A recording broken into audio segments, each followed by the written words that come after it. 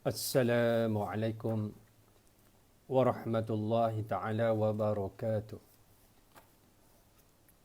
A'udzu billahi as-sami'il alim minasy syaithanir rajim. Bismillahirrahmanirrahim. Alhamdulillahilladzi arsala rasulahu bil huda wad-dinil haqq liyudhhirahu ala dini kullihi walau karihal musyrikun.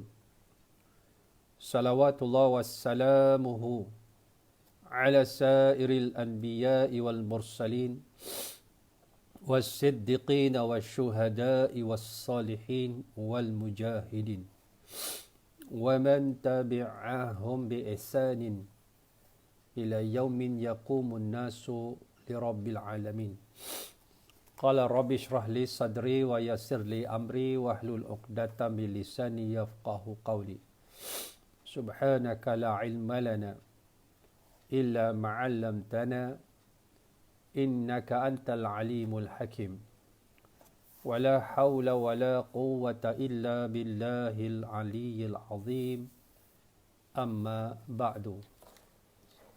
Allahumma aslih qulubana وأزل عيوبنا وتولنا بالحسنى وزينا بالتقوى واجمع لنا خير الآخرة والأولى وارزقنا طاعتك ما أبقيتنا.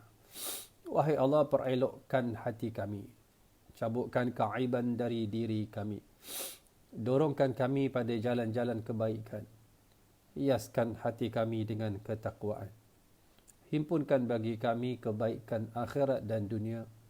Rezekikan kepada kami ketaatan kepadamu selagi mana kami hidup menumpang di atas muka bumi. Amin ya rabbal alamin. Yang saya hormati lagi saya kasihi Tuan Imam, Tuan Bilal, para ustaz, alim ulama, seluruh barisan kepimpinan Masjid Kota Damansara, tuan-tuan haji, puan-puan hajah, tuan-tuan, puan-puan, muslimin, muslimat, hadirin dan hadirat, sahabat dan sahabiah yang dirahmati oleh Allah Subhanahu wa taala. Apa khabar semua? Semoga dalam limpahan kurnia dan rahmat Allah Subhanahu wa taala, insya-Allah. Alhamdulillah, pagi ini kita nak berkongsi untuk meneruskan perkongsian kita daripada kitab Ziarah ke Alam Barzakh. Perbincangan yang cukup penting dan cukup besar bagi orang-orang yang beriman. Bagi orang-orang yang beriman, sebuah kitab yang ditulis oleh Tuan Guru yang hebat, iaitu tak lain tak bukan Al-Imam Jalaluddin As-Suyuti. Al-Suyuti. Salah seorang tok guru yang terkenal, tersohor. Kita dalam tafsir kita biasa mendengar tafsir Jalalain. Tafsir Jalalain. Tafsir Jalalain ini ditulis oleh dua Jalal, iaitu Jalaluddin Al-Mahalli, tok guru dia. Bila tok guru dia meninggal, disambung oleh anak murid dia. Itulah dia Jalaluddin As-Suyuti. Tuan Guru Al-Imam Jalaluddin As-Suyuti, dan kita sekarang ni berkongsi pada kitab dia. Dan kita berhenti pada muka surat ke-129. 129.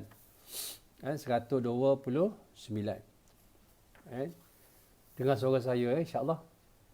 Dengar boleh.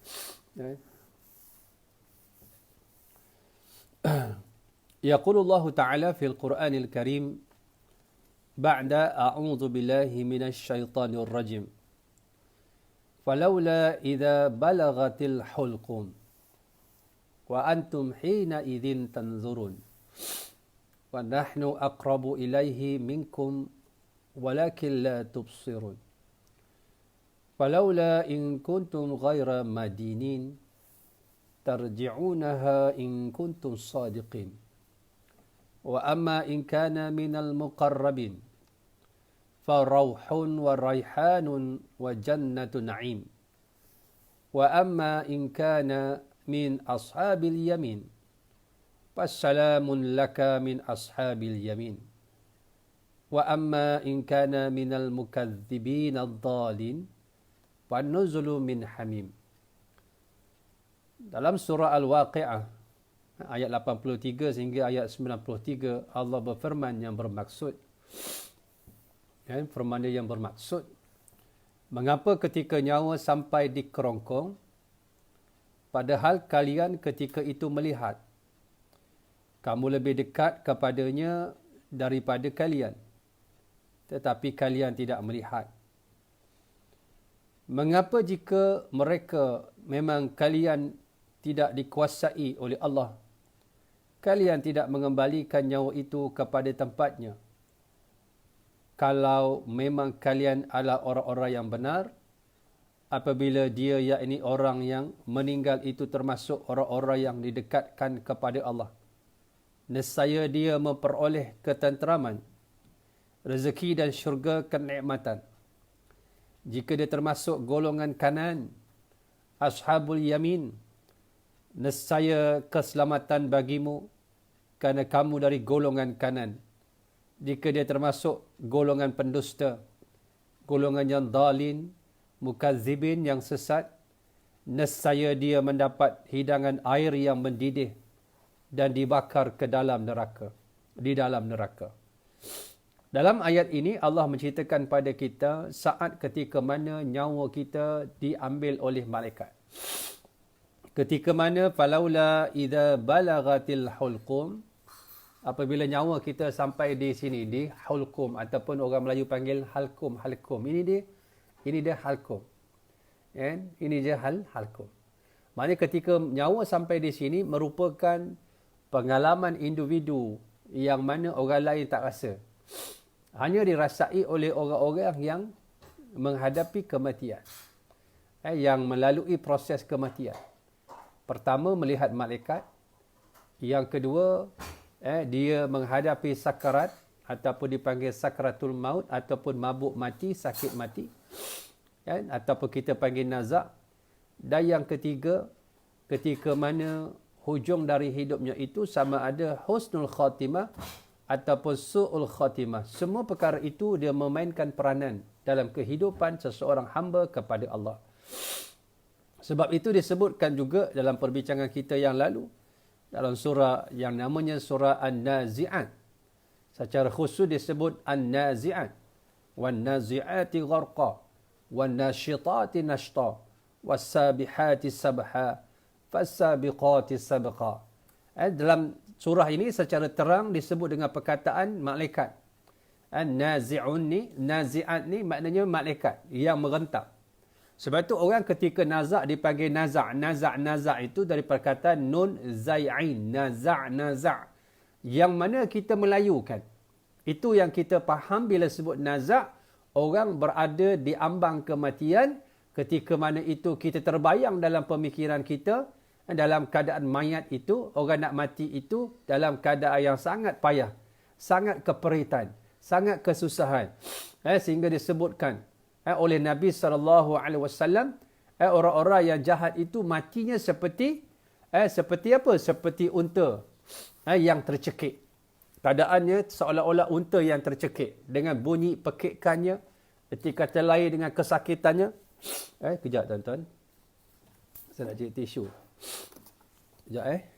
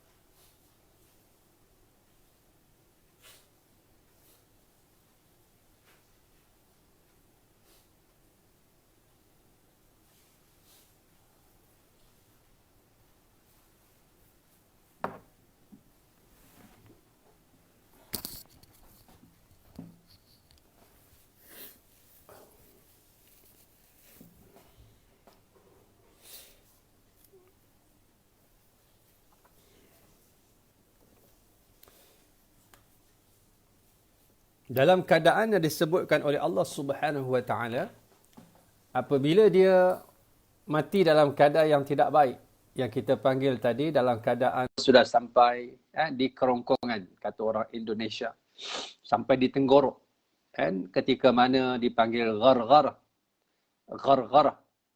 dan sebab itu Nabi menyebut innama tuqbalu taubatu ma lam yugharghar. Sesungguhnya dalam hadis Nabi menyebut dan diterima taubat seseorang itu selama mana nyawa belum sampai di tenggorok. Malam yugharghar. Ini dipanggil ghargharah. Sebab tu orang kalau nak meninggal dipanggil mendesah kat sini kan. Ghargharah, membunyi. Ini dipanggil ghargharah. Dalam keadaan ketika itu, nyawa ketika itu dalam keadaan yang cukup kritikal. Maknanya kita berada dalam injury time, masa kecederaan. Digambarkan oleh Allah Subhanahu Wa Taala dalam keadaan demi yang mencabut nyawa dengan keras. Perkataan gharqa itu maksudnya malaikat rentap dengan keadaan yang cukup keras kepada orang yang jahat. Itu yang 3 perkara yang saya sebutkan itu tadi. Melihat malaikat, sakratul maut. Yang ketiga, su'ul khatimah, mati yang tidak baik. Adapun orang yang beriman itu, wa nasyitati nashta, yang mencabut nyawa dengan lemah lembut. Wa nasyitati nashta. Wa nasyitati nashta. Orang yang beriman, malaikat cabut dengan lemah lembut. Dengan muka yang berseri-seri. Apatah lagi kalau namanya mati syahid. Kerana orang yang mati syahid itu disebutkan oleh Rasulullah sallallahu alaihi wasallam, mati seperti apa? Kama yajidu ahadukum massul qarsah. Massul qarsah. Daripada hadis sahih Abu Hurairah radhiyallahu anhu, ma yajidu syahidu min massil qatli illa kama yajidu ahadukum massul qarsah. Disebutkan dalam hadis daripada Abu Hurairah radhiyallahu anhu, orang yang mati syahid itu dia merasakan ketika mana dia itu mati, ketika ditembak, ketika ditikam, ketika dilembing, ketika dipanah, ketika dibom, hancur berkecai pada zahirnya, tetapi ia merasakan kama yajidu ahadukum massul qarsah. Dia hanya merasakan seperti apa kata ulama, seperti kena cubit je. Kena cubit manja saja. Dan ada juga ulama mengatakan seperti apa dia rasanya, seperti yang dikatakan massul qarsah itu seperti digigit semut. Bukan semut api yang berapi itu, semut biasa je. Semut duk rasa-rasa tiba-tiba semut tu kutil kita. Kita pun tengih semut tu. Begitu rasa sakitnya. Apa yang dikatakan mati syahid. Sebab itu berbeza dengan kita mati yang tidak syahid. Yang paling rendah sekali, dia rasa seperti mana malaikat memasukkan duri-duri dalam perut, kemudian ditarik duri tersebut dan dimasukkan kembali, ditarik masuk, tarik masuk dalam keadaan itu sangat sakit. Tetapi bagi orang yang baik, wan nasyitati nashta, bukan saja lemah lembut, wasabihati sabaha. Sifat malaikat yang datang itu wasabihati sabaha, datang bersegera-segera dalam keadaan yang cepat, segera. Maknanya malaikat tak tunggu lama. Kerana apa? Dia tak mahu orang beriman itu terlewat daripada menerima ganjaran dia di sisi Allah Subhanahu Wa Taala. Sebab itu bila orang meninggal, disegerakan urusannya. Supaya apa? Supaya nanti dia dapat bertemu dengan ganjarannya segera. Kalau dia tidak beriman, segera dikebumikan. Tujuannya supaya dia dapat bertemu dengan Allah di atas apa yang telah Allah janjikan padanya sebagai satu kebenaran. Ini cara dan bagaimana ditunjukkan oleh Allah. Bahkan ditambah lagi was-sabiqati sabqa. Dan malaikat ini bila mana dia ambil nyawa orang yang beriman, keadaannya seperti apa? Dia tasabuk, berlumba-lumba. Apabila dibawa roh itu naik ke langit, apabila matinya manusia yang baik, yang beriman, sebenarnya apa? Malaikat itu mengiringi pemergian dia yang kita tak nampak. Daripada rumah dia sampai ke kubur, beratus malaikat Yang apa? Yang meraihkan pemergian orang-orang yang baik. Dan apabila roh ini dibawa naik ke langit, pintu-pintu langit itu terbuka. Pintu-pintu langit itu terbuka. Dan sebab itulah malaikat tu tadi, dia berlumba-lumba membawa roh orang yang beriman. Dalam erti kata lain, berbangga dengan roh orang yang baik itu. Menumpang, kata orang kampung, menumpang tui tau. Dia menumpang kebaikan orang yang meninggal itu. Dalam erti kata lain, dia berbangga. Aku yang bawa si Fulan. Aku yang bawa roh si Fulan. Aku yang bawa. Aku. Dalam erti kata lain, malaikat pun tumpang seronok. Sebab itu daripada surah An-Nazi'at yang kita bincangkan, disambung lagi dengan surah Al-Waqi'ah ini, falaula idza balagatil hulqum wa antum hina idzin tanzurun. Dan ketika itu apabila nyawa sampai di kerongkong, dan pasti kalian ketika itu melihat.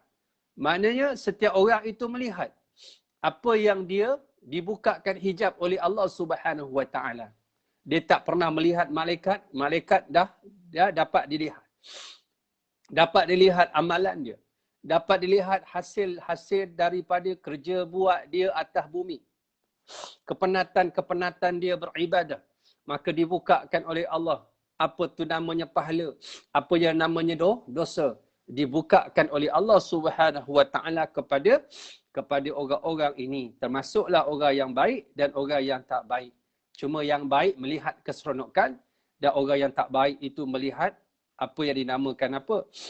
Kesengsaraan. Kemudian baginda bersabda, jika pada saat kematian dikatakan kepadanya hal tersebut dan dia termasuk golongan kanan yang disebutkan oleh Allah Ashabul Yamin. Ashabul Yamin ini, golongan kanan ini kiasan kepada golongan syurga. Golongan syurga. Maknanya ahli-ahli syurga. Orang-orang yang dipanggil Ashabul Yamin. Berarti dia akan menyukai pertemuan dengan Allah dan Allah pun menyukai pertemuan dengannya. Jika dia termasuk golongan kiri, nescaya dia membenci pertemuan dengan Allah. Allah pun membenci pertemuan dengannya.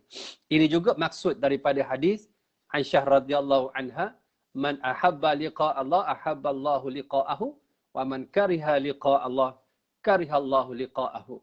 Barang siapa dia kasih nak jumpa Allah, Allah kasih nak jumpa dia, dan barang siapa yang benci nak jumpa Allah, Allah juga benci nak jumpa dia. Maka orang yang baik nak meninggal keadaan dia ditunjuk tempat pergi baik, malaikat datang dengan muka yang baik, dan dia ditunjukkan ganjaran-ganjaran dia hasil kerja buat penat dia dekat dunia, lalu dia akan rasa seronok, tak sabar untuk mati. Sebab itu bagi orang yang beriman, kematian itu hakikatnya satu keseronokan. Pelepasan diri dia. Sebab itu bila kita mati, sahabat-sahabat, kita tak ada lagi fikir solat. Fikir nak bangun pagi, solat subuh tak ada. Bila nak solat bangun pagi pula nak tahajud tak ada. Kita tak ada fikir hari ni nak sedekah tak ada. Tak ada fikir Ramadan nak puasa tak ada. Sebab itu dia boleh menjadi salah satu taman daripada taman syurga. Dan juga barzakh boleh menjadi salah satu lubang daripada lubang api neraka Allah. Wa na'udzu billahi min dzalik. Dan sebab itu apa yang kita hadapi besok ke depan merupakan apa yang kita buat pada hari ini dalam zaman ataupun masa dunia kita. Sebab itu dunia ini tempat kita gunakan apa dia mencari bekalan untuk ke sana. Sebab itu orang yang bijak dia tahu dia nak bawa apa ke sana. Sebab perjalanan dia jauh. Perjalanan dia bukan sehari, bukan sebulan, bukan setahun. Berpuluh tahun. Bahkan yang disebutkan oleh ulama, orang mati hari ini, esok kiamat. Dia yang mati semalam, dia merasakan dia sudah duduk di alam barzah berpuluh ribu tahun lamanya. Kita ingat? Dia duk rasa dia duduk di alam barzah, berapa lama? Dia rasa berpuluh ribu tahun. Padahal dia mati semalam. Allah bagikan rasa yang sama. Kepada siapa? Kepada orang yang duduk di alam barzah. Jadi sahabat yang saya kasih sekalian, amat bodohlah kita. Kita bersenang-senang kat dunia, tiba-tiba bersusah kat sana. Wa na'udzubillah. Takut kita. Jadi, kita ni kalau baring-baring, nak tidur ni, saya pun takut tuan-tuan. Tetapi, Allah belum buka lagi kepada kita semua Perkara-perkara yang kita tak nampak. Maksudnya Allah belum tunjuk lagi. Kalau Allah tunjuk, kita akan nampak. Dan ketika itu timbul satu perasaan ghairah. Ghairah nak mati. Bila Allah tunjukkan yang baik-baik baginya. Malaikat datang pun mengemuka yang cukup cantik berseri-seri. Kita tengok manusia pun yang cantik kat dunia ini sekali pandang tak puas. Nak tengok banyak kali. Agak-agak macam mana rupa malaikat Allah yang diperbuatkan daripada cahaya. Macam mana keadaan rupa malaikat Allah Subhanahu Wa Taala. Tak tergambar pada pemikiran kita. Dengan muka yang cantik berseri-seri, ditunjukkan pula tempat kita nak berehat. Maknanya kita nak beralih ke alam barzah ni, kita nak berehat. Kita dah penat dah duduk kat dunia ni. Dengan kerja macam-macam, dengan ketaatan kita, di dalam keadaan kita menjaga pantang larang kita, ada benda yang Allah bagi, ada benda yang Allah larang. Bagi orang yang beriman, banyak pantang larang dia, lalu dia bersabar. Sebab itu kesabaran itu juga kata ulama, bersabar di atas ketaatan, bersabar di atas kemaksiatan, bersabar di atas ujian. 3 bentuk sabar. Bagi orang yang beriman, dia ada 3 bentuk kesabaran. Kesabaran dia dalam taat pada Allah. Maksudnya, dalam taat kepada Allah Subhanahu Wa Taala, maka dia menjaga diri dia daripada apa dia? Daripada meninggalkan. Maknanya, dia menjaga diri dia untuk taat pada Allah. Lalu dia sembahyang, dia puasa, dia zakat, dia haji, dia taat pada Allah, dia tutup aurat dia, laksanakan hukum Allah. Semua ketaatan itu dilaksanakan dalam keadaan yang sabar. Kenapa? Sebab ianya perkara yang sukar. Contoh ambil solat. Nak bangun subuh senang ke? Susah. Melainkan orang dah biasa. Kemudian bangun malam, senang ke? Susah. Melainkan orang dah biasa. Dengan latihan-latihan ini, maka dia jadi biasa, akhirnya jadi lazat, akhirnya jadi manis, lalu dia tekun dalam keadaan kepayahan-kepayahan yang ditempuh itu, lalu Allah matikan dia, dia nampak ganjaran dia. Tu yang kata dia tak sabar untuk mati, untuk bertemu dengan Allah. Seronoknya mati bagi orang-orang yang beriman. Setelah ditunjukkan keadaan-keadaan dia, lalu dia lupa dekat dunia dulu dia pernah susah. Dia pernah menahan diri dia. Sebab itu dia tahan. Itu dipanggil sabar di atas ketaatan. Yang kedua, taat dia sabar di atas kemaksiatan. Allah larang orang-orang yang beriman melakukan perkara-perkara yang dilakukan pelaku-pelaku maksiat. Menahan diri kita, erti kata lain menahan nafsu kita dalam perkara-perkara yang Allah tak suka, nafsu kita suka buat, kita tahan, maka kita sabar. Sabar itu sendiri membawa maksud al-man'u, menegah. Bila mana kita menegah apa yang kita suka buat, kita menderita. Di atas penderitaan inilah besar pahalanya di sisi Allah Subhanahu Wa Taala. Lalu tiba-tiba bila dia mati, maka dia tak perlu lagi nak bersabar pada perkara ini. Begitu juga dengan sabar di dalam ujian. Allah bagi ujian macam-macam. Allah bagi sakit macam-macam. Kemudian mati pula dapat pahala syahid. Subhanallah. Matinya pula mati yang dapat pahala syahid. Walaupun tak pergi perang, angkat senjata, tetapi mati dalam keadaan Nabi sebut, antaranya mati lemas, mati terbakar, mati sakit perut, mati kena penyakit pandemik, ta'un, dalam keadaan matinya, dalam keadaan melahirkan anak. Orang-orang macam gini nampak pada zahirnya susah dengan ujian Allah. Kemudian dia masuk saja alam barzakh, dia melihat keindahan-keindahan, lalu dia tak sabar untuk mati bertemu Allah Subhanahu Wa Taala. Itu maksudnya. Sebab itu sahabat-sahabat yang saya kasih sekalian, apa guna hidup kita? Kita senang dekat dunia, mati susah. Wa na'udzubillah. Bukan saja matinya payah kerana sakaratnya susah, tapi lepas daripada mati itu tempatnya bukan untuk berehat. Bukan tempat untuk berehat, tetapi tempat untuk diazab oleh Allah Subhanahu Wa Taala. Wa na'udzubillah. Sebab itu gambaran dia.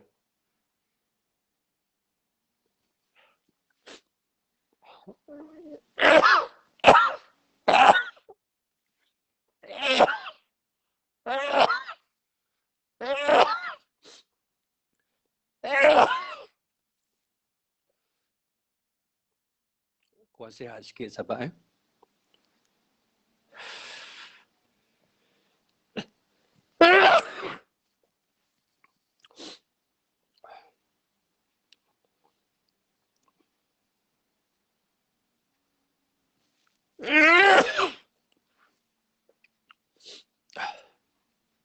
Kemudian lagi, ini yang disebutkan oleh ayat daripada surah Al-Waqi'ah. Dan dia ada dia punya syarah saat lagi. Kemudian baginda bersabda, jika saat kematian dikatakan kepadanya hal-hal tersebut, jadi termasuk golongan kanan tu tadi dipanggil ashabul yamin, berarti dia akan menyukai pertemuan dengan Allah dan Allah pun suka untuk bertemu dengan dia. Itu maksud hadis dia. Bukan semua orang boleh kata aku suka nak bertemu Allah. Lidah tidak bertulang. Macam kita hidup. Bila orang tanya kita sayang Allah, sayang. Tapi dalam masa yang sama, orang yang kata itu tak solat. Tidak taat kepada Allah. Contoh bila kita kata, sayang pada Rasulullah SAW, sayang. Mulut boleh cakap. Dalam masa yang sama, orang yang kata sayang kepada Rasulullah tidak mengikut apa yang Nabi ajarkan. Sebab itu sayang itu bukan benda yang boleh kita ungkap dengan kata-kata. Sebab ini satu perasaan yang dia mari dekat dalam. Tetapi dapat dilihat pada zahirnya. Orang yang sayang kepada Islam dapat dilihat dalam kehidupannya. Orang yang sayang kepada Allah dapat dilihat dalam kehidupannya. Orang yang sayang pada Rasulullah SAW dapat dilihat dalam kehidupannya.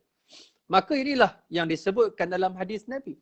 Di atas apa yang dia lihat ketika nak meninggal dunia, dia dapat merasakan pengalaman ini, dia dapat rasakan. Sehingga dia tak sabar untuk mati cepat dan bertemu dengan Allah setelah melihat ganjaran-ganjaran dia. Dan sebab itu sahabat-sahabat, orang dekat dunia ni susah. Dia taat, miskin pula, sakit pula, diuji oleh Allah. Dalam keadaan bila mana dia taat dan dia mati. Bila melihat bahagian dia, orang yang mati ni, dia lupa dahulunya di dunia dia pernah susah taat pada Allah.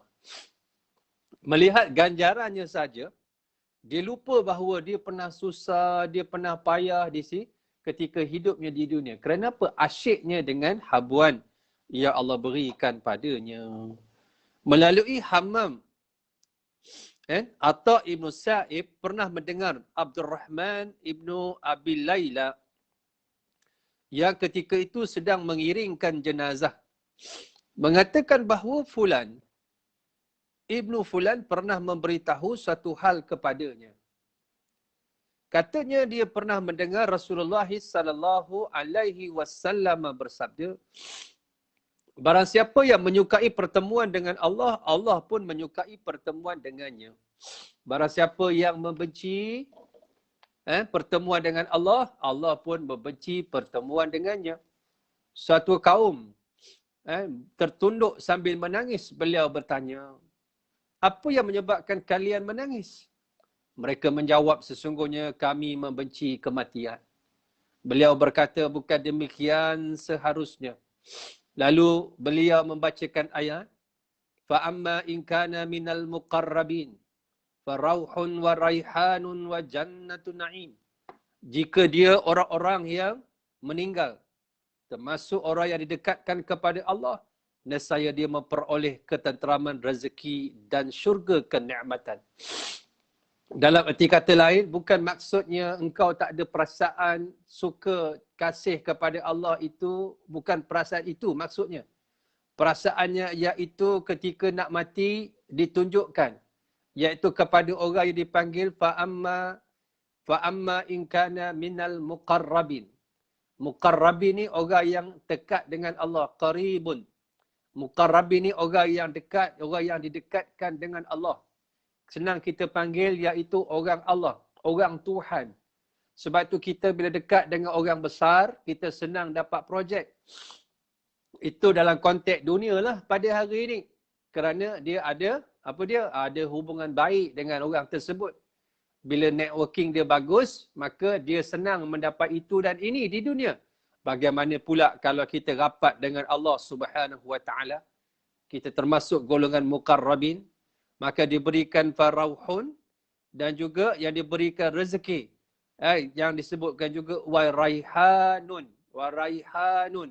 Raihan dipanggil dengan perkataan dengan syurga kenikmatan. Raihan ini seperti nama sejenis pokok yang sangat wangi. Tetapi digambarkan pokok ini dibawa daripada syurga Allah Subhanahu wa taala. Nanti kita akan tengok syarahannya. Lebih lanjut baginda bersabda, jika ketika kematian seseorang diberitahu berita gembira berupa ayat tersebut, nescaya dia akan menyukai pertemuan dengan Allah dan Allah pun akan menyukai pertemuan dengannya. Namun jika dia dari golongan para pendusta dan sesat, beliau lalu membacakan ayat wa nuzulum min hamim wa tasliyatu hamim jahim wa tasliyatu jahim. Nescaya dia akan mendapat hidangan air yang mendidih. Hamim ni air yang mendidih daripada neraka. Dan dibakar di dalam neraka yang bernama jahim. Neraka jahim ini bagi golongan kiri, ashabus shimal. Orang-orang yang hidupnya dalam keadaan penuh maksiat, matinya dalam keadaan yang tersiksa, lepas mati lagi tersiksa, wa na'udzubillahi min dzalik. Dalam arti kata lain, hidupnya dalam keadaan tidak bahagia, kesengsaraan yang bertimpa-timpa. Lalu jika diberitahukan kepada mereka berita tersebut, nescaya dia, yakni mereka akan membenci pertemuan dengan Allah. Sebab itu bila orang yang jahat itu mati, bila melihat dalam keadaan yang tidak yang menakutkan, malaikat datang dengan muka yang menakutkan, keadaan dia tadi wan nazi'ati gharqa, direntak dengan sekeras-kerasnya. Dia rasa benci untuk mati, dia rasa benci bertemu dengan Allah Subhanahu wa taala. Ini digambarkan dalam Al-Quran. Digambarkan dalam Al-Quran. Surah Al-Waqi'ah. Ibnu Juraij menuturkan bahawa Rasulullah sallallahu alaihi wasallam pernah berkata kepada Aisyah, jika seorang mukmin telah melihat malaikat, para malaikat itu berkata, apakah kami harus mengembalikanmu ke dunia? Dia berucap, ke tempat kesengsaraan dan kesedihan, bawalah aku menghadap Allah.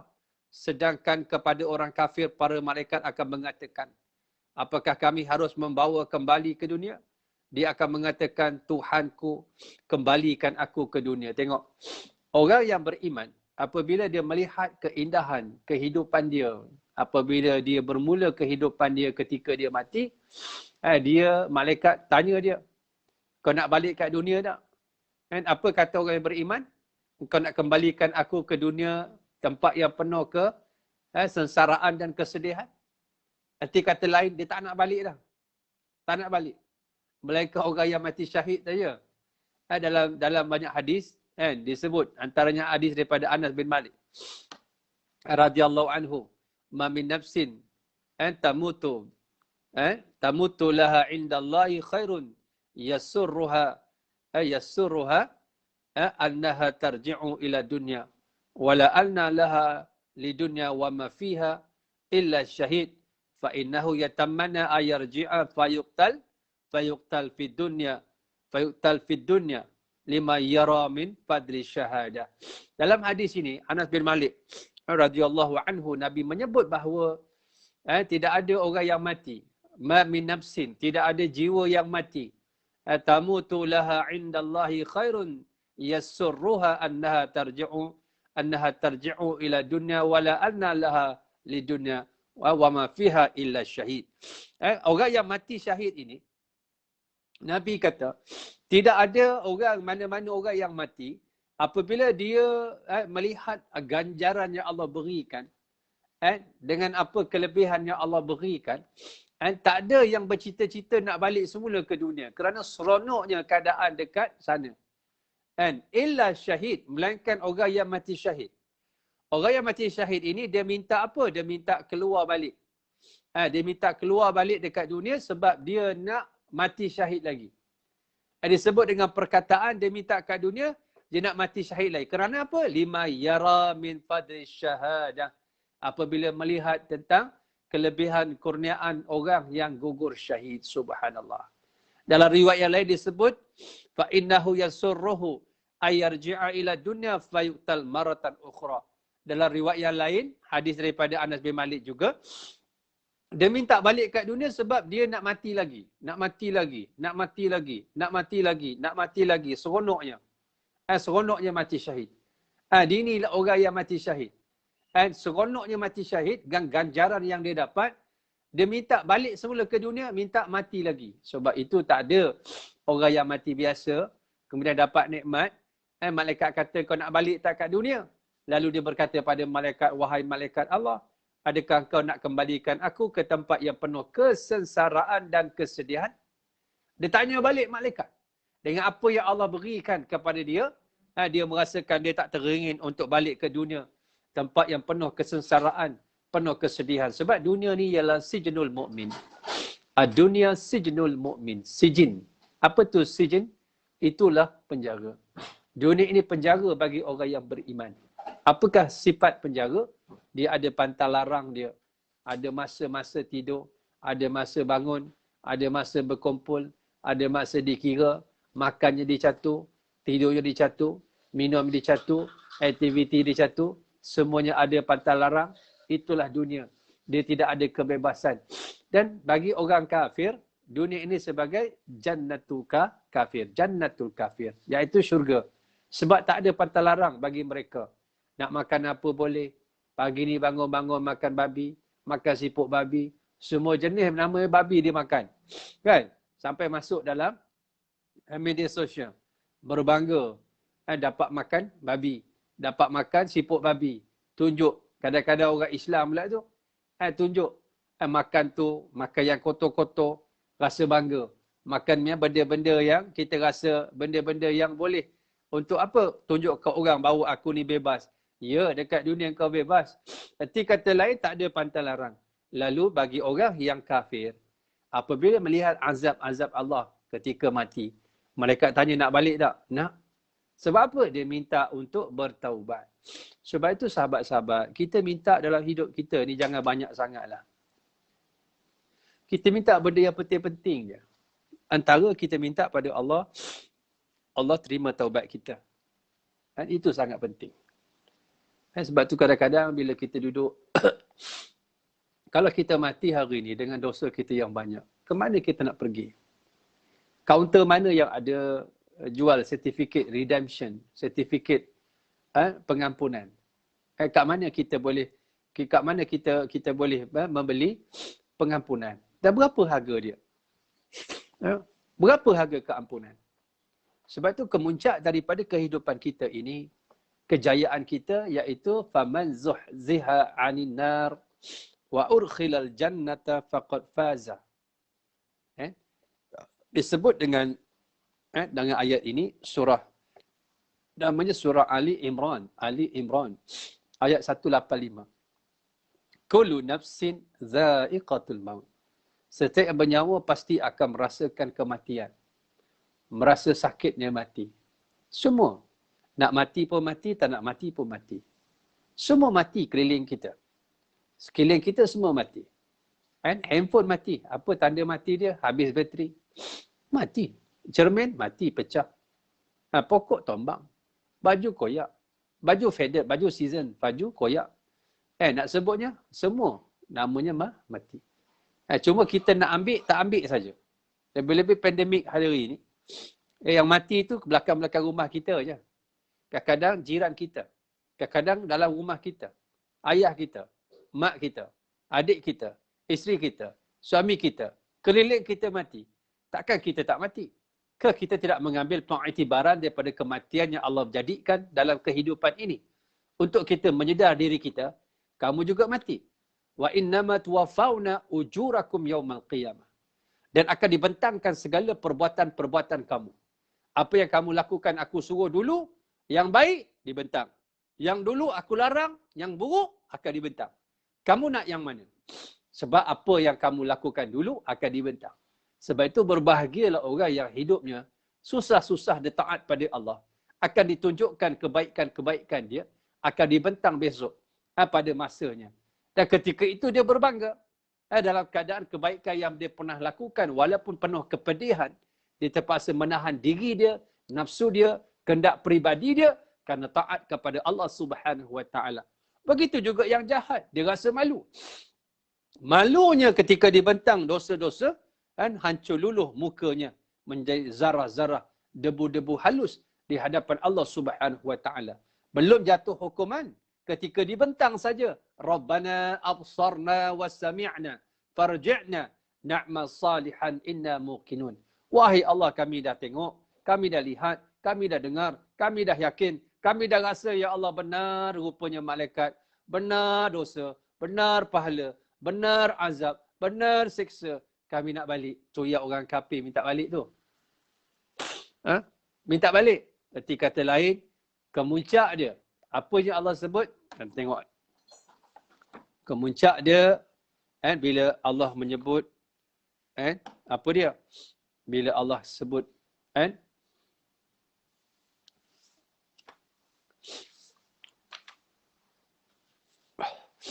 kemuncak dia bila Allah Subhanahu Wa Taala menyebut dengan perkataan faman zuhziha 'anil nari wa udkhilal jannata faqad faza. Ini kemuncak dia. Apabila Allah jauhkan, maknanya Allah jauhkan, Allah jarakkan, Allah keluarkan dari neraka, jarakkan, bukan masuk, bukan keluar, jarak. Wa udkhilal jannata, dimasukkan dalam syurga, faqad faza. Orang inilah sebenar-benarnya yang berjaya. Maksudnya itu kemuncak kejayaan.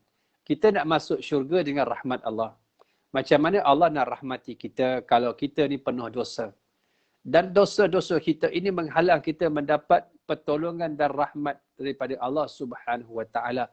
Dan dosa ini hanya dapat kita bersihkan dengan bertaubat. Dan taubat itulah dengan satu-satunya cara kita mendapat perhatian Allah. Bagaimana kita mati dalam keadaan penuh dosa. Dalam keadaan tak sempat bertaubat. Sebab itu hidup kita itu kemuncak dia bila mana Allah ampunkan dosa-dosa kita. Ini kemuncak. Dan jaminan ini Allah berikan pada orang yang beriman. Subhanallah. Sikit lagi Imam Tirmizi dan Ibnu Jarir menuturkan bahawa Ibnu Abbas radhiyallahu anhuma pernah berkata, barang siapa yang memiliki wang yang jumlahnya dapat digunakan untuk mengerjakan haji ke Baitullah atau mencapai nasab zakat, lalu dia tidak mengerjakannya, pasti dia akan meminta untuk dikembalikan ke dunia ketika menghadapi kematian. Sebab itu bila mana nak mati, semua itu menjadi satu penyesalan. Yang baik dia menyesal sebab tak tambah amalan, yang jahat menyesal sebab tidak bertaubat. Disebutkan oleh siapa? Ibnu Abbas. Orang-orang yang mana dia menangguhkan. Tengok, duit ada tak pergi haji, pergi Amerika Syarikat, pergi Rusia, pergi Jepun tiap-tiap minggu. Umrah pun tak pernah pergi. Nak ceritanya masih jauh hatinya. Bukan sebab hartanya, hatinya. Hatinya jauh, bukan hartanya. Hartanya dekat dengan dia. Tetapi hatinya jauh daripada Allah Subhanahu Wa Taala. Maknanya orang macam ni apa? Orang macam ni, dia tak melakukan perkara-perkara prioriti, keutamaan dalam ibadah.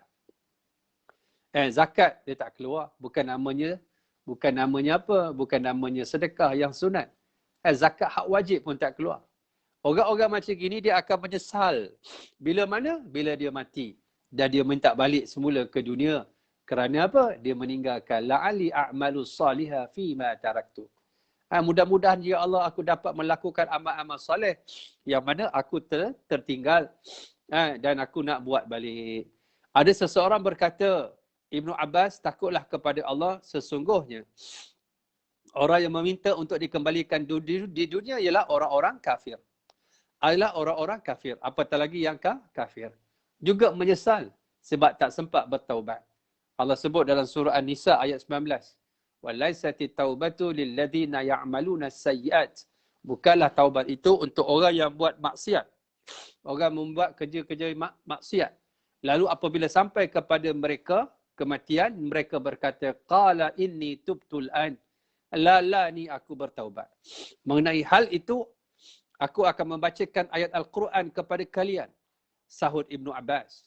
Maknanya Ibnu Abbas, apabila orang berkata, takutlah kamu kepada Allah, sesungguhnya orang yang meminta untuk dikembalikan ke dunia ialah orang-orang kafir.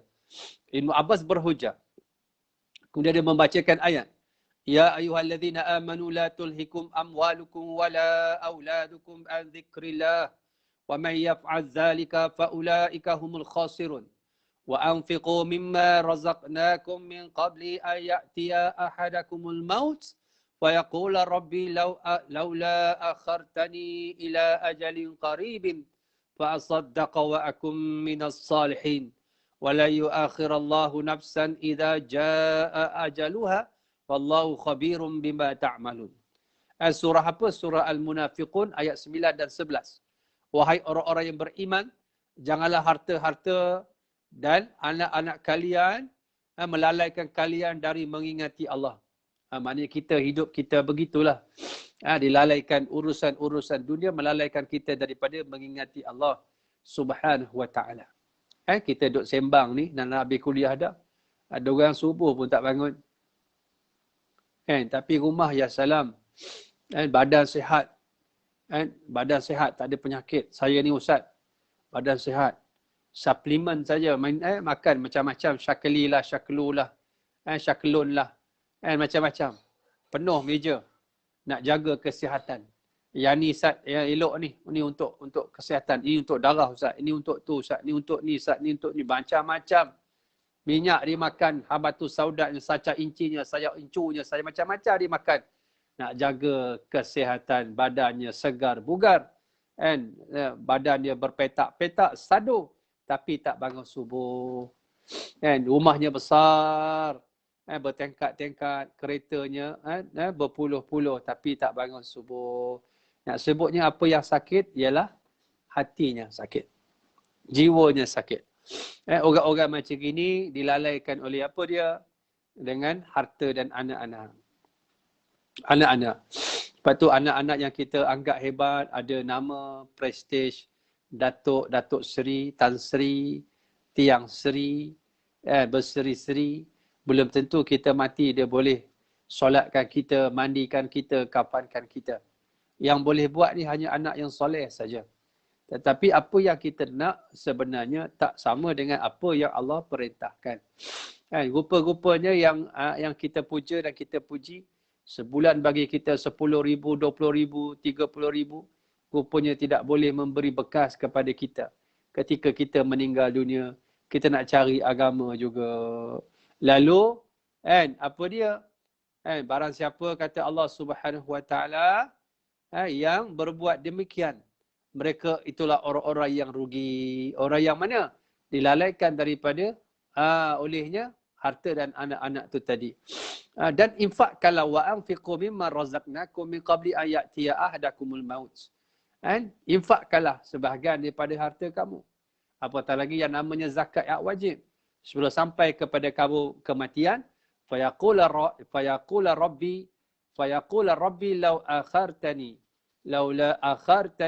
ila ajalin qaribin fa asaddaqa wa akun minas salihin. Wahai Allah Subhanahu wa ta'ala, tangguhkan aku kematian itu bagi aku ni. Walaupun sekejap, walaupun sesaat. Kenapa? Aku nak bersedekah. Fa asaddaqa wa akun minas salihin. Sebab tu ada orang mati, sahabat-sahabat, dia nak balik semula nak sedekah. Ada orang mati dia nak balik semula ke dunia sebab dia nak bersolat. Ada yang nak mengaji. Tak puas. Rupanya bila balik ke sana banyak benda tak boleh jawab. Banyak benda yang tak selesai. Akibat daripada kejahilan. Sebab tu biasa kita dengar orang hari ni. Kerja lebih sikit Ustaz. Nak tambah duit. Tambah duit. Tetapi dia tak nak tambah akhirat. Yang namanya dunia nak ditambah saja. Tapi akhirat tidak mahu ditambah. Maka dia, orang macam ini, apa dia? Allah jawab lagi apa dia dengan perkataan wala yu'akhirallahu nafsan idza jaa ajaluha ajaluha wallahu khabirum bima ta'malun, kata Allah. Allah kata, dan sesungguhnya aku tidak akan menangguhkan kematian seseorang itu apabila telah datang waktunya. Perkataan lan digunakan oleh Allah dalam ayat ini. Surah Al-Munafiqun ayat yang ke-11. Wala yu'akhirallah. Sebab itu bila mari lan yu'akhiru jadi yu'akhirah. Daripada dhamma, rafa' marfu' dia jadi apa? Dia jadi mansub. Maka dia daripada dia bagi depan, yu'akhiru jadi yu'akhirah. Dia ditendang ke atas. Maka bacaan dia lan. Lan yuakhirallahu. Lan yuakhirallahu. Asalnya yuakhirullahu. Bila mari lan, maknanya selama-lama-lama-lamanya. Lan itu li ta'bid. Menunjukkan satu perbuatan yang selama-lamanya tidak akan berlaku. Faham deh? Maknanya bila mari lan, kerja lan ini, dia menasabkan. Menasabkan apa dia? Perbuatan selepasnya. Dan ni bila mari, dia menasabkan, membariskan, apa dia? Baris atas. Perbuatan setelahnya. La yuakhirallaha. Maksudnya selama-lamanya. Selama-lamanya. Allah tidak akan melewat-lewatkan. Apa dia? Nafsan idza jaa ajaluha. Mana-mana orang yang nak mati, kalau dia sampai kepada masanya, malaikat kata hari ni berapa bulan? 11 bulan 9. Kamu mati pukul 5 petang. 5 petang sharp on the dot. Dia tidak lambat sesaat. Dia tidak kurang sesaat. 5 petang sharp dia mati. Kalau Allah kata kamu mati 8 malam hari ni, 11 September 2021, maka pukul 8 malam sharp on the dot. Tidak akan kurang, tidak akan terlebih walaupun sesaat. Maka ini satu ketetapan daripada Allah Subhanahu Wa Taala. Lan bila mari la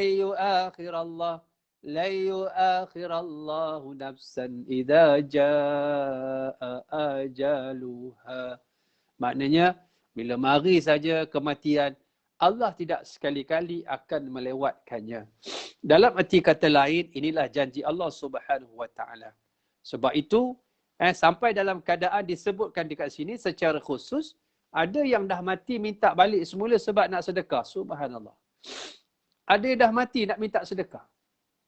Sebab itu, ini gambaran yang Allah tunjukkan. Tetapi berapa ramai yang cakna dengan ayat ni? Siapa yang cakna dengan ayat ini? Bahawa ayat ini memberikan satu gambaran kepada kita. Terantuk baru tergadang. Sebab sifat penyesalan saya selalu sebut, dia berlaku di hujung.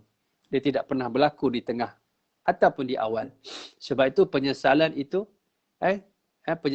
satu pendapatan. Sebab itu bila akhirnya dah tak berguna dah. Tak berguna. Lalu Ad-Dailami menuturkan hadis daripada Jabir ibni Abdullah sebagai hadis marfu', bahawa jika kematian menjemput seseorang, akan berkumpul segala sesuatu miliknya yang telah menghalanginya dari kebenaran. Semua itu diletakkan di hadapannya. Pada saat itu dia akan mengatakan, qala rabbi rji'uni la'alli a'malu salihan fima taraktu. Surah Al-Mu'minun. Ayat keberapa tu? Ayat 99. Ayat 99 ayat yang ke-100. Qala rabbi rji'uni la'alli a'malu salihan fima taraktu. Tuhanku, kembalikan aku ke dunia agar aku boleh melakukan amal soleh yang pernah aku tinggalkan. Dia minta balik secara umumnya seluruh kebaikan yang dia tertinggal. Dia nak lakukan balik. Kerana dia tak buat, dia tak sempat buat. Barulah nak pakai tudung. Sebab itu tudung ni masa hidup dia. Mati tak payah fikir pun. Orang tak tutup kat aurat kita pun bukan milik kita. Sebab kita bukan mukallaf lagi bila dah mati. Kita bukan mukallaf lagi. Arti kata lain, hakikat kehidupan yang kita duk kumpul 60 tahun, 70 tahun, kalau laki-laki hakikat dia, harta dia hanyalah 3 helai kain kafan. 3 helai kain kafan itulah hartanya sebenarnya. Bagi perempuan yang hidup 60, 70, 80 tahun, mengumpul harta siang dan malam, pagi dan petang, muda sampai tua, hakikatnya yang dibawa pergi hanyalah 5 helai kain kafan. Itulah hakikat kehidupan kita hari ini. Lalu sedangkan Al-Marwazi menuturkan riwayat dari Al-Hasan. Dia mengatakan roh orang mukmin akan keluar dengan tenteram. Lalu dia membacakan ayat fa amma in kana minal muqarrabin fa rauhun wa raihanun wa jannatu na'im. Jika dia orang yang meninggal termasuk orang yang didekatkan kepada Allah, orang yang baik yang beriman itu tadi al-muqarrabin, pasti dia akan memperoleh ketenteraman, rezeki dan syurga kenikmatan dalam keadaan dia itu sangat tenang. Mengenai firman Allah, farauhun, perkataan farauhun wa raihan.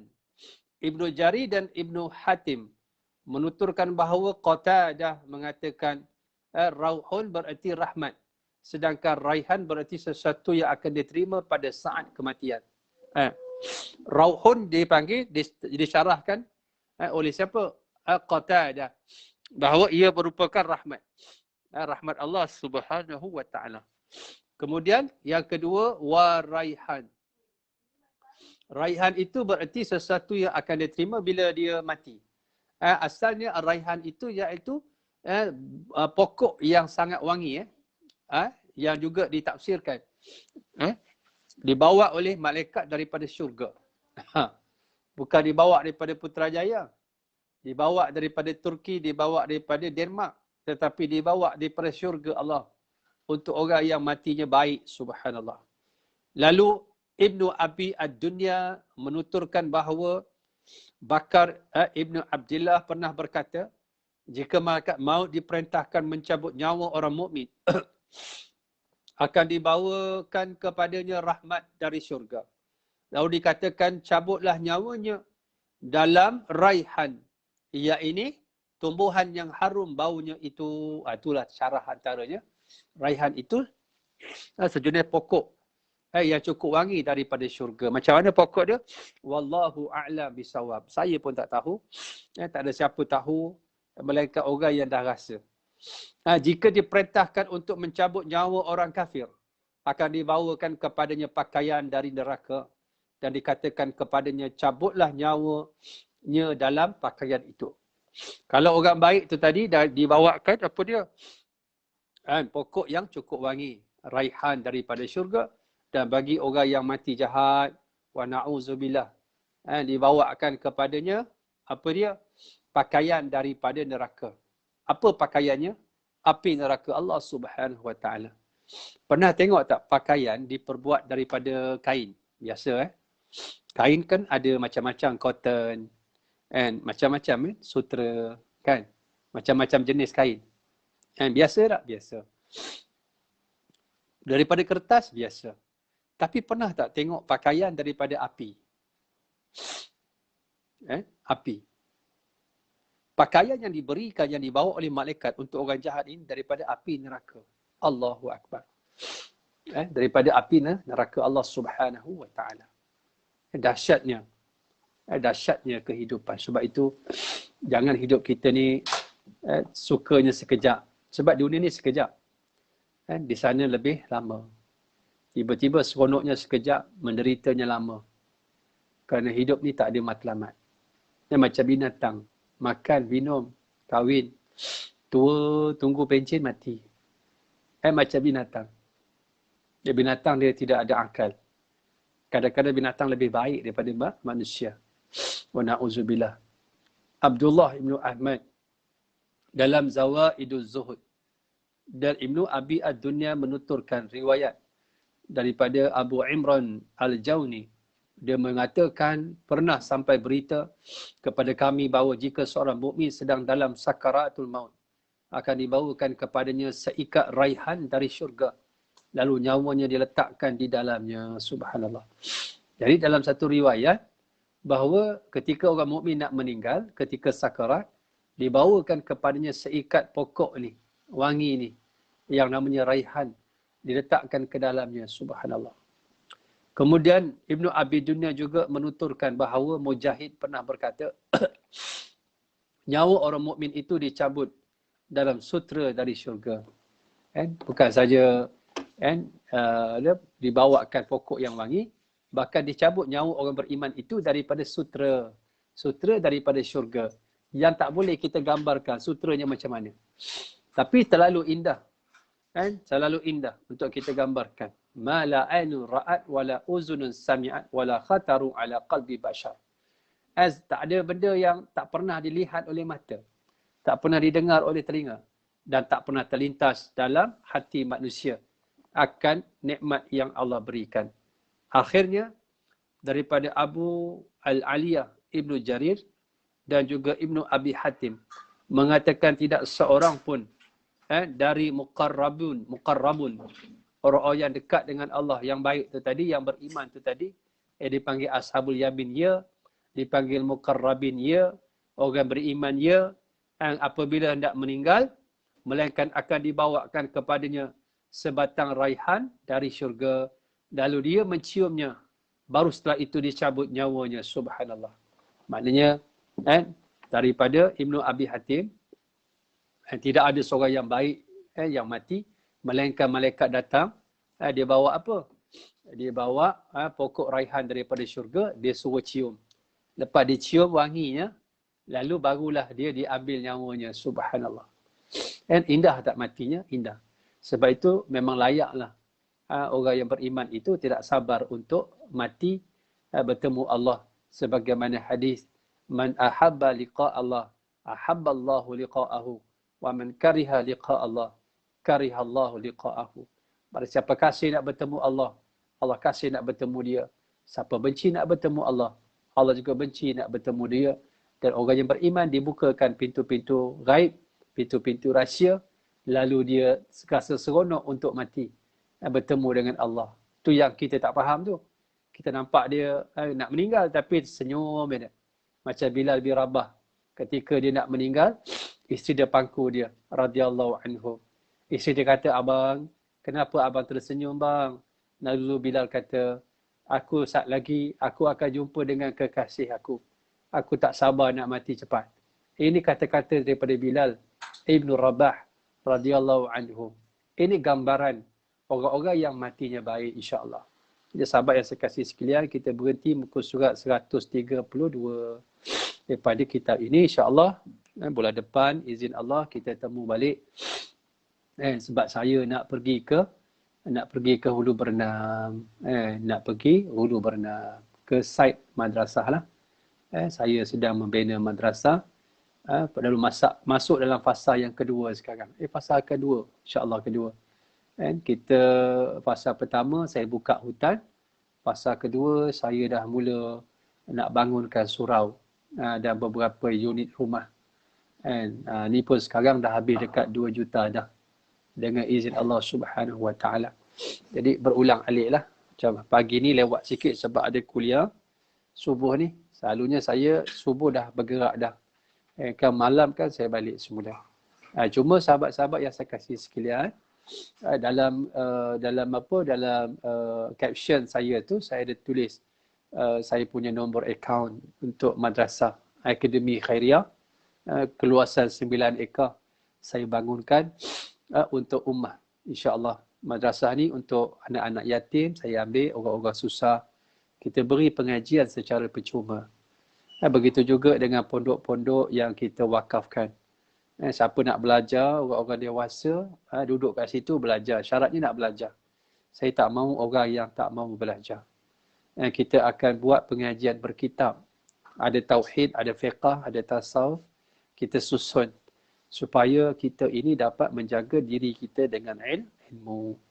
Jadi dalam 9 ekar ni saya buatlah pertanian sikit. Ada paya. Paya dia 1 ekar lebih daripada tanah ni paya. Jadi saya buat macam mana saya bentuk jadi kolam. Bela ikan sikit untuk anak-anak makan besok madrasah. Ada tanah sikit, saya tanam pokok-pokok supaya hasil-hasil ni sedikit dapat membantu madrasah. Bayar bil elektrik, dapat bayar bil air, dapat bayar gaji guru, makan minum mereka. Mudah-mudahan bila kita mati nanti, tempat ini berkat. Diteruskan oleh orang yang hidup. Saya sebagai pencetus saja pada program ini, saya teruskan apa yang boleh saya teruskan. Mudah-mudahan ada kebaikan. Sahabat-sahabat, tadi ingat ayat tadi Allah pesan dalam surah Al-Munafiqun. Lau akhartani ila ajalin qaribin fa asaddaqa wa akun minas salihin. Ya Allah, tangguhkan aku barang sesaat. Aku nak bersedekah. Aku dah yakin. Maka inilah peluang-peluang terbaik untuk kita bangunkan agama Allah Subhanahu Wa Taala. Kita sharekan nombor akaun yang saya letakkan dalam caption saya. Ada nombor akaun sekali, Maybank, akaun Akademi Khairiah 562209661824. 562209661824. Mudah-mudahan Allah saja yang mampu membalas jasa baik sahabat-sahabat kerana membangunkan agama Allah bukan untuk saya tetapi untuk ummah. Saya pun duk puluh ni. Siang dan malam, apa yang saya boleh fikirkan, tenaga, duit, apa semua juga dengan tujuan yang sama macam tuan-tuan untuk kita bangunkan agama Allah Subhanahu Wa Taala. Doakan saya sihat. Mudah-mudahan saya dapat terus berjuang dan berkhidmat untuk agama Allah insya-Allah. Allah manfa'na bima 'allamtana wa 'alimna ma yanfa'una. Ya Allah, manfaatlah kepada kami dengan apa yang kau ajar pada kami. Ajarlah kepada kami ya Allah dengan perkara-perkara yang bermanfaat bagi kami. Apakan dosa kami yang banyak ya Allah. Apakan dosa kedua orang ibu bapa kami. Apakan dosa suami kami, isteri kami, anak-anak, adik-beradik, sahabat, jiran-jiran kami. Apakan dosa tok-tok guru kami, para alim ulama kami yang tidak jemu-jemu membimbing kami ke arah jalan petunjuk-Mu. Ya Allah, ya Tuhan kami, jadikan anak cucu zuriat kami, keturunan kami, anak-anak yang saleh dan salihah, beriman dan bertakwa, mendirikan salat, menutup aurat, tahu membaca Al-Quran, anak-anak yang boleh memandi, mengkafan, mendirikan solat jenazah untuk kami, anak yang boleh mengusung keranda kami ke kubur, anak yang boleh memimpin tangan kami ke syurga-Mu. Ya Allah, ya Tuhan kami, jangan Engkau uji kami, ya Allah. Kalau Engkau uji kami, Kau akan buka kelemahan kami. Kau akan koyakkan tabir-tabir kelemahan kami. Dan akhirnya nanti Engkau akan azab kami. Ya Allah, ya Tuhan kami, kami minta jauh daripada penyakit sopak, ya Allah. Penyakit kusta, ya Allah. Daripada gila, ya Allah. Penyakit-penyakit yang kami tak tahu, yang kami tahu, ya Allah. Ya Allah, ya Tuhan kami, pulangkanlah, ya Allah, corona ke tempat asalnya, agar kami dapat kembali hidup secara normal, untuk kembali beribadah kepada-Mu. Ya Allah, kalau Engkau uji kami, Engkau Tuhan kami dan kami hamba. Dan kalau Engkau rahmati kami, ya Allah, Engkau maha sempurna. Engkau Tuhan kami dan kami tetap hamba. Apa-apa saja yang datang daripada-Mu, ya Allah, merupakan nikmat, merupakan rahmat, merupakan satu sifat kesempurnaan-Mu, ya Allah. Rabbana taqabbal minna innaka antas sami'un alim. Wa tub alaina ya Allah innaka antat tawwabur rahim. Rabbana atina fid dunya hasanah wa fil akhirati hasanah wa qina azabannar. Subhana rabbika rabbil izzati amma yasifun wassalamun alal mursalin. Alhamdulillah rabbil alamin. Taqabbalallahu minkum minna wa minkum taqabbal ya karim. Assalamualaikum warahmatullahi taala wabarakatuh.